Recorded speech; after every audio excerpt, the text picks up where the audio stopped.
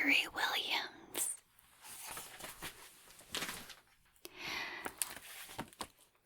There was once a Velveteen Rabbit, and in the beginning he was really splendid. He was fat and punchy, as a rabbit should be. His coat was spotted brown and white. He had real thread whiskers, and his ears were lined with pink sateen.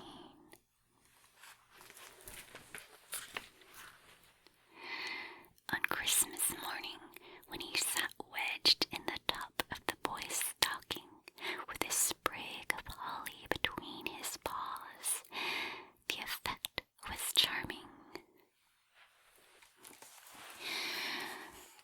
There were other things in the stocking, nuts and oranges, and a toy engine, and chocolate almonds, and a clockwork mouse. But the rabbit was quite the best of all.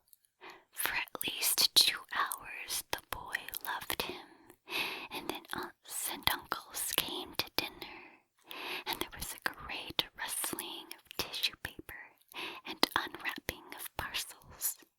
And in the excitement of looking at all the new presents, the Velveteen Rabbit was forgotten.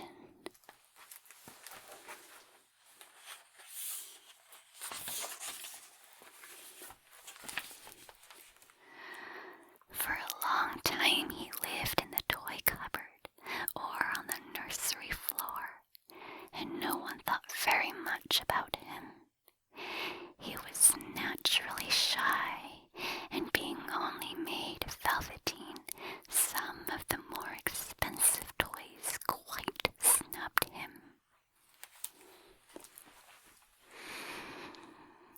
The mechanical toys were very superior and looked down upon everyone else. They were full of modern ideas and pretended they were real.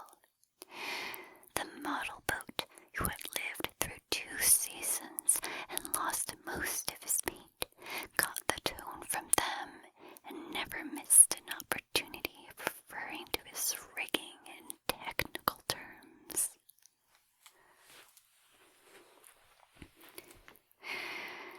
The rabbit could not claim to be a model of anything, for he didn't know that real rabbits existed.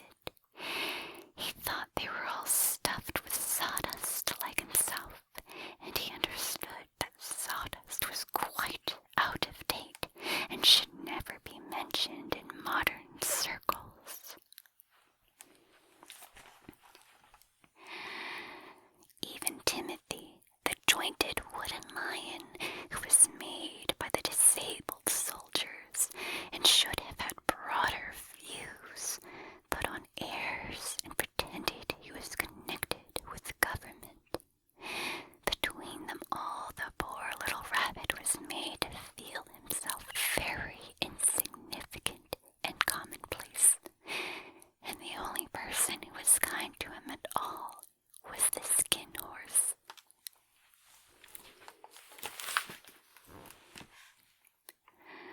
The skin horse had lived longer in the nursery than any of the others. He was so old that his brown coat was bald in patches and showed the seams underneath, and most of the hairs in his tail had been pulled out to string bead necklaces. He was wise, for he had seen a long succession of mechanical toys arrive to boast and swagger, and by break their mainsprings and pass away, and he knew they were only toys and would never turn into anything else. For nursery magic is very strange and wonderful, and only those playthings that are old and wise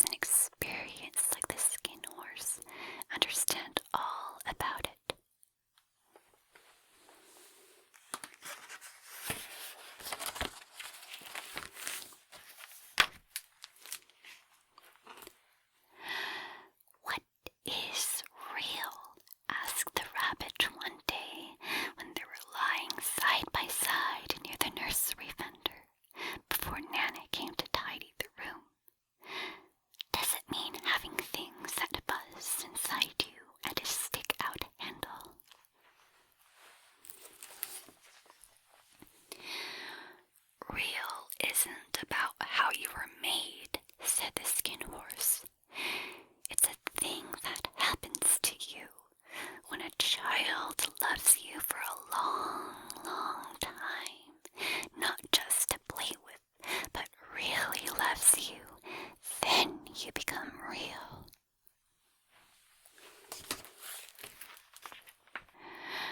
"Does it hurt?" asked the rabbit.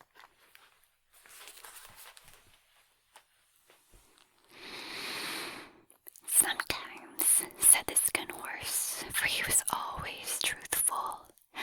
"When you are real, you don't mind being hurt."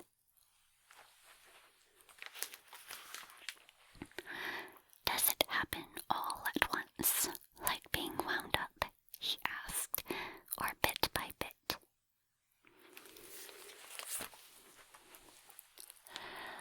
"It doesn't happen all at once," said the Skin Horse.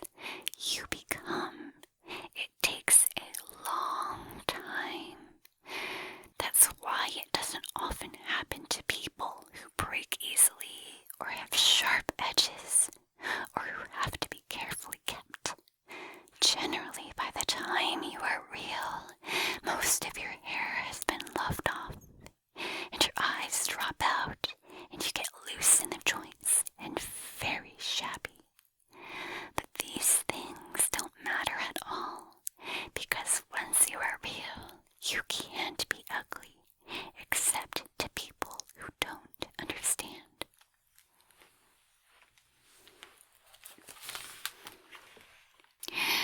"I suppose that you are real," said the rabbit, and then he wished he had not said it, for he thought the Skin Horse might be sensitive.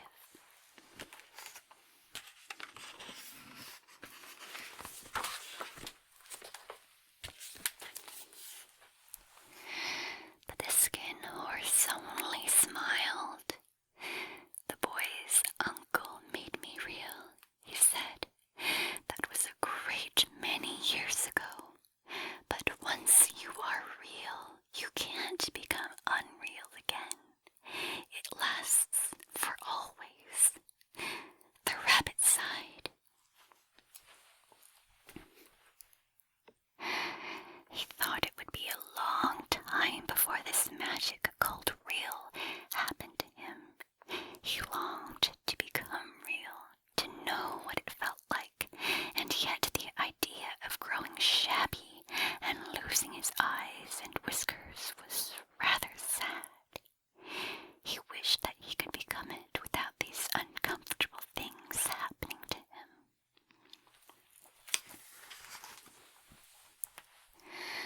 There was a person called Nana who ruled the nursery. Sometimes she took no notice of the playthings lying about, and sometimes, for no reason whatsoever, she went swooping about like a great wind and hustled them away in cupboards. She called this tidying up, and the playthings all hated it, especially the tin ones.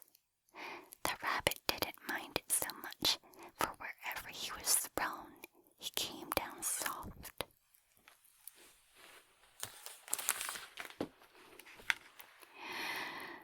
One evening, when the boy was going to bed, he couldn't find the china dog that always slept with him.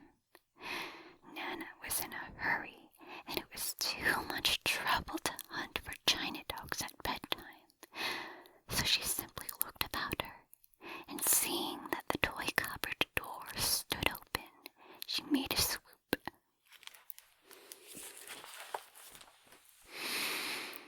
"Here," she said, "take your old bunny. He'll do to sleep with you." And she dragged the rabbit out by one ear and put him into the boy's arms. That night, and for many nights after, the Velveteen Rabbit slept in the boy's bed. At first, he found it rather uncomfortable, for the boy hugged him very tight.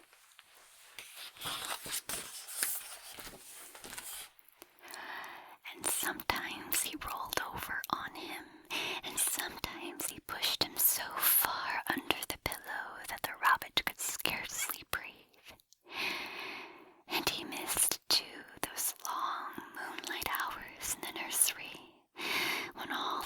voice was silent, and his talks with the skin horse. But very soon he grew to like it, for the boy used to talk to him and made nice tunnels for him under the bedclothes that he said were like the burrows the real rabbits lived in.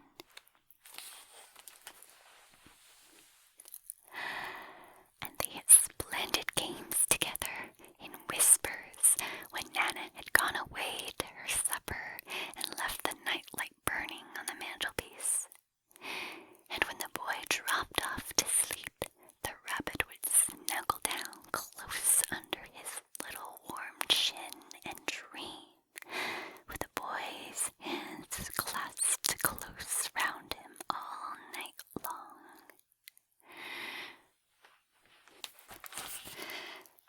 And so time went on, and the little rabbit was very happy.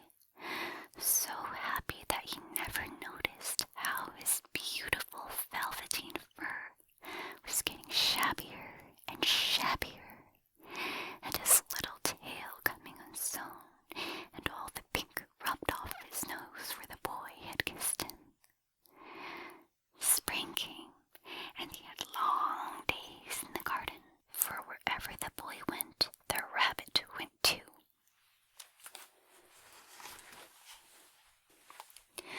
He had rides in the wheelbarrow and picnics on the grass and lovely fairy huts built for him under the raspberry canes behind the flower border.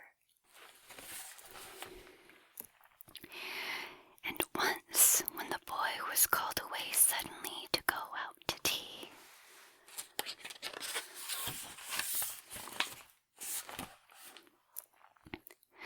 the rabbit was left out on the lawn until long after dusk, and Nana had to come and look for him with a candle, because the boy couldn't go to sleep unless he was there. He was wet through with the dew and quite earthy from diving into the burrow the boy had made for him in the flower bed, and Nana grumbled as she rubbed him off with a corner of her apron.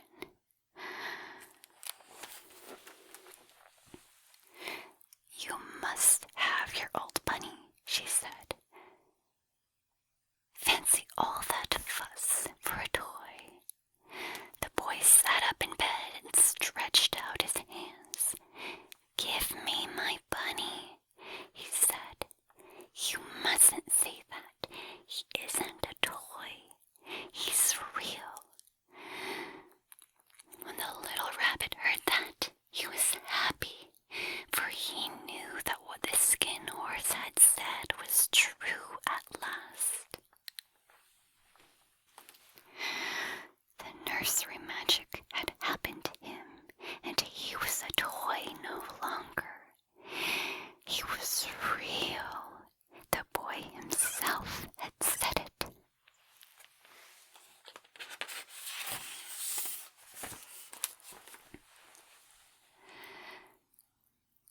That night he was almost too happy to sleep, and so much love stirred in his little sawdust heart that it almost burst, and into his boot-button eyes that had long ago lost their polish, there came a look of wisdom and beauty, so even Nana noticed it next morning when she picked him up and said, "I declare if that old bunny hasn't got quite a knowing expression.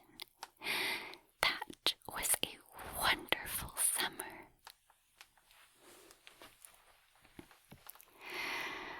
Near the house where they lived was a wood, and in the long June evenings the boy liked to go there after tea to play. He took the Velveteen Rabbit with him, and before he wandered off to pick flowers or play at brigands among the trees, he always made the rabbit a little nest somewhere along the bracken where he would be quite cozy, for he was a kind-hearted little boy, and he liked Bunny to be comfortable. One evening, while the rabbit was lying there alone, watching the ants that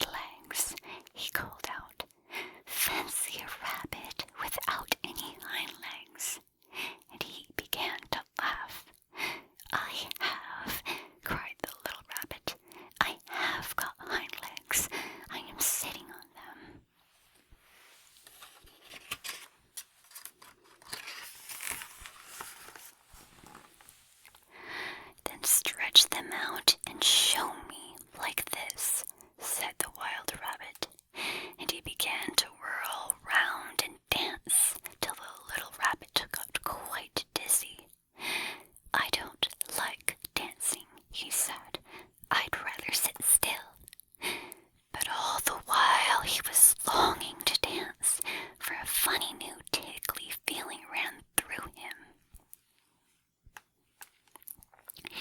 And he felt he would give anything in the world to be able to jump around like these rabbits did. The strange rabbit stopped dancing and came quite close. He came so close this time that his long whiskers brushed the Velveteen Rabbit's ear. And then he wrinkled his nose suddenly and flattened his ears and jumped backwards. "He doesn't smell right," he exclaimed. "He isn't a rabbit at all. He isn't real." "I am real," said the little rabbit. "I am real. The boy said so." And he nearly began to cry. Just then there was a sound of footsteps, and the boy ran past near them, and with a stamp of feet and a flash of white tails, the two strange rabbits disappeared.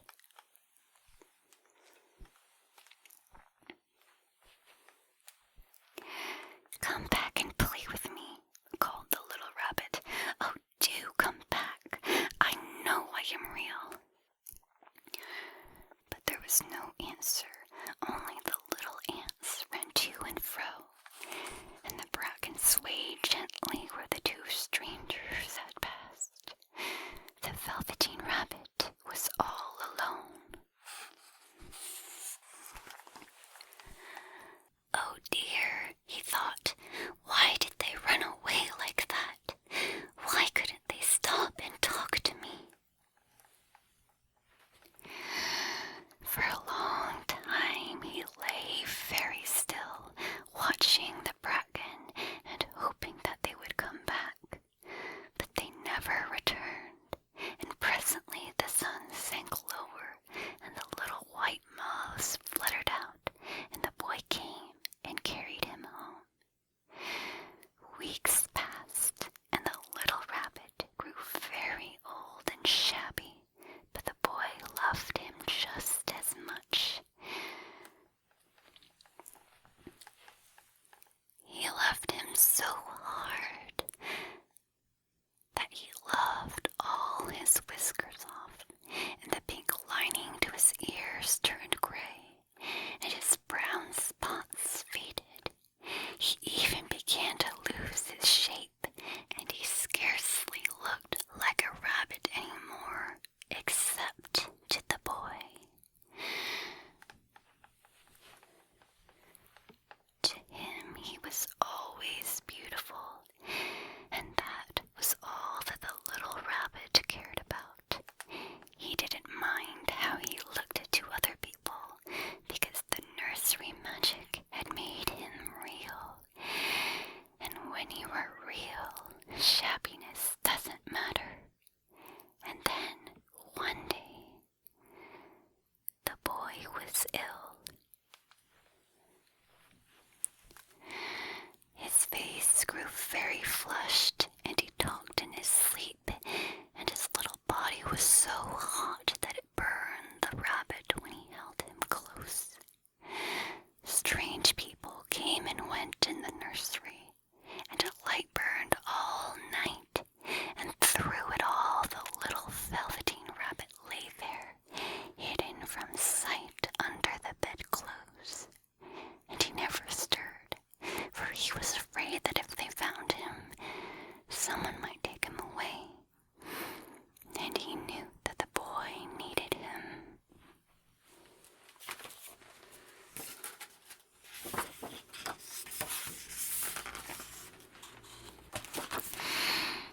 It was a long, weary time, for the boy was too ill to play, and the little rabbit found it rather dull with nothing to do all day long.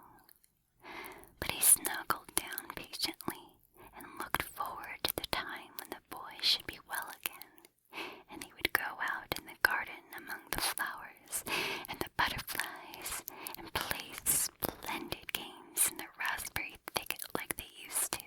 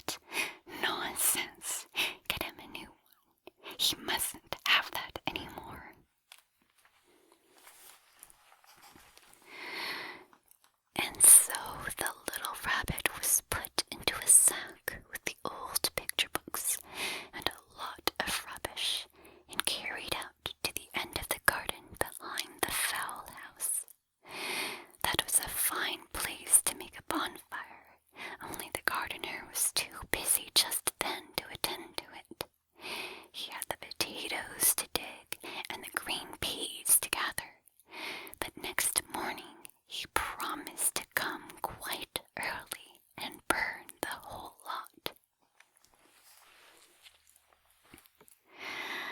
That night, the boy slept in a different bedroom, and he had a new bunny to sleep with him. It was a splendid bunny, all white plush with real glass eyes. But the boy was too excited to care very much about it, for tomorrow he was going to the seaside, and that in itself was such a wonderful thing that he could think of nothing else.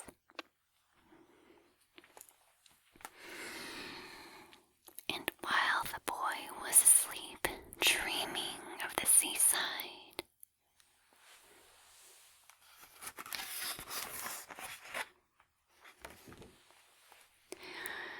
the little rabbit lay among the old picture books in the corner behind the fowl house, and he felt very lonely. The sack had been left untied, and so by wriggling a bit, he was able to get his head through the opening and look out. He was shivering a little, for he had always been used to sleeping in a proper bed, and by this time his coat had worn so thin and threadbare from hugging that it was no longer any protection to him. Nearby he could see the thicket of raspberry canes, growing tall and close like a tropical jungle, in whose shadow he had played with the boy on bygone mornings. He thought of those long sunlit hours in the garden, how happy they were, and a great sadness came over him. He seemed to see them all pass before him, each more beautiful than the other. The fairy huts in the flower bed, the quiet evening in the wood when he lay in the bracken, and the little ants ran over his paws. The wonderful day when he first knew that he was real.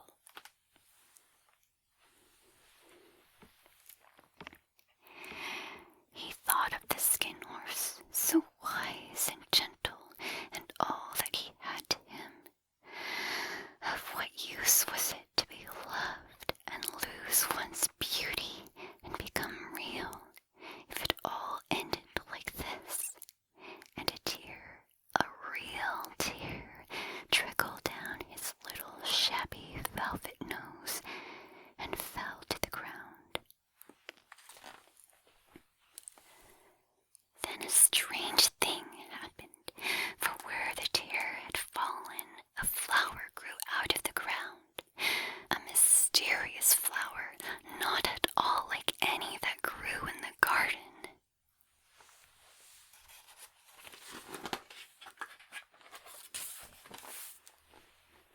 It had slender green leaves, the color of emeralds, and in the center of the leaves, a blossom like a golden cup.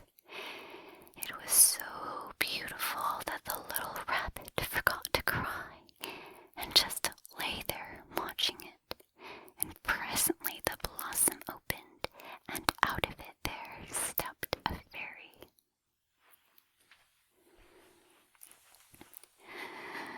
She was quite the loveliest fairy in the whole world. Her dress was of pearl and dewdrops, and there were flowers round her neck and in her hair, and her face was like the most perfect flower of all. And she came close to the little rabbit and gathered him up in her arms and kissed him on his velveteen nose that was all damp from crying.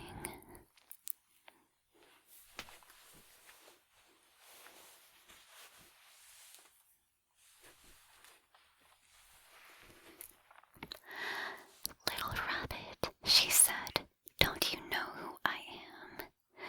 The rabbit looked up at her, and it seemed